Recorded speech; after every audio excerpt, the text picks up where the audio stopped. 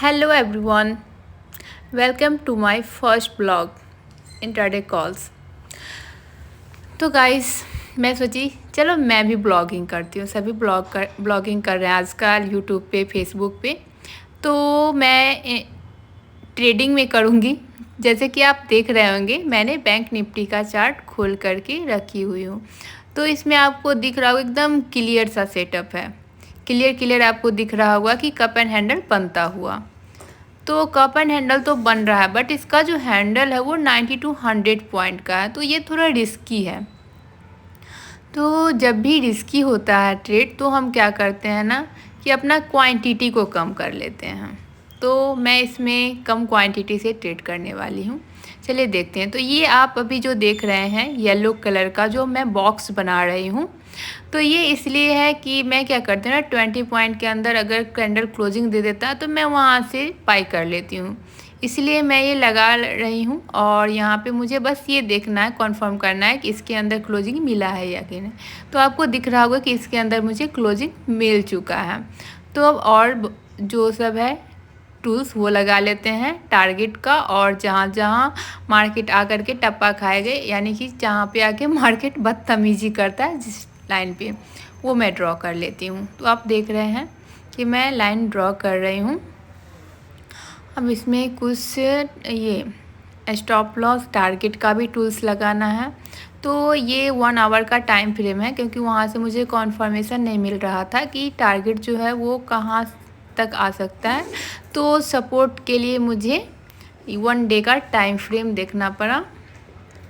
तो मैं यहाँ से देख रहे होंगे आप कि मैं यहाँ से सपोर्ट का एरिया फाइंड कर रही हूँ कि जहाँ तक मेरा टारगेट आएगा, जो फर्स्ट मुझे इजीली मिल जाएगा, तो वहाँ तक का मैं यहाँ पे ड्रॉ कर ली हूँ। फिर से मैं 5 मिनट में आई।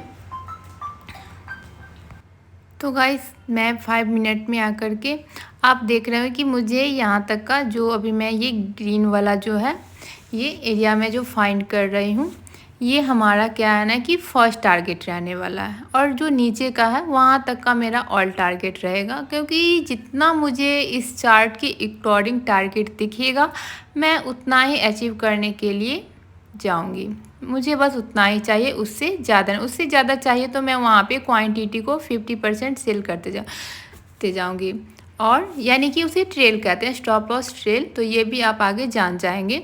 तो अभी मैं ये स्टॉप लॉस और टारगेट का जो टूल्स है वो मैं सेट कर रही हूँ, ताकि मेरा चार्ट भी देखने में अच्छा लगे और आपको भी पता चले कि जो मैंने ये सारा जो टूल्स लगाए हूँ वो काम करता है कि नहीं। यानी कि इसमें अगर ग्रीन में आता है जो मैंने टारगेट बनाई है, अगर वो वहाँ तक आ जाता है तो फाइनली मेरा टारगेट टच होगा।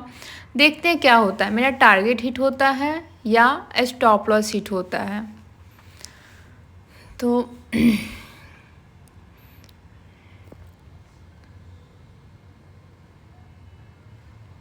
गाइस अब मैं वेट करूँगी अपने टारगेट और स्टॉप लॉस का। तो चलिए देखते हैं क्या होता है।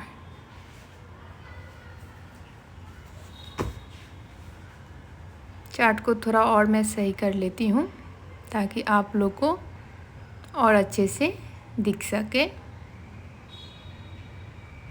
तो ये रहा टारगेट की ओर आते हुए दिख रहा है। जैसे लगता है कि एक ही कैंडल में मुझे टारगेट मिल जाएगा, बट ऐसा होता नहीं है, क्योंकि मार्केट है तो बहुत पेशेंस रखना पड़ता है, बहुत पेशेंस के साथ काम करना पड़ता है। आपको लास्ट में पता चलेगा कि मैंने आज कितना पेशेंस रखी और मुझे लास्ट तक में इसका टारगेट मिला कि नहीं, वो आपको तो लास्ट में ही देखना है। वैसे तो आप स्किप करके भी आगे जा कर के देख सकते हैं टारगेट मिला या नहीं, बट आपको अगर आप यहाँ से वॉच कर रहे हैं तो आप इजीली देख सकते हैं कि मैं अभी वेट कर रही हूँ टारगेट के लिए। या तो मेरा टारगेट हिट होगा या स्टॉप लॉस मिलेगा मुझे, 2 ही चीज़ है यहाँ। क्योंकि जब भी आप ट्रेडिंग करते हो तो अगर आपको अपने सेटअप पे बिलीव है तो आप जो भी सेटअप लगाते हो चार्ट पे आपको बस दो ही चीज़ रहता है, या तो स्टॉप लॉस हिट होगा या टारगेट हिट होगा। इसमें होल्ड करने का कोई नहीं। होल्ड करना है तो आप प्रॉफिट में होल्ड करो, लॉस में नहीं, क्योंकि मैं कभी भी स्टॉप लॉस में हिट होने के बाद होल्ड नहीं करती हूँ। तो चलिए अब मैं चार्ट को थोड़ा बड़ा कर लेती हूँ, जूम। अब देखने में अच्छा लग रहा है। तो अब मुझे बस देखना है कि टारगेट में आता है या नहीं।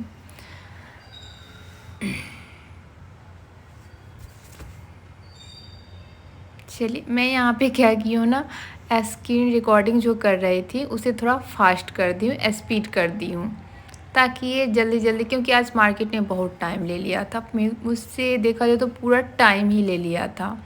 और यहाँ पे मैंने एक और सेटअप फाइंड कर ली थी उसके बाद, क्योंकि यहाँ से मुझे ये आप देख रहे हो ट्रायंगल का सेटअप मिल रहा था।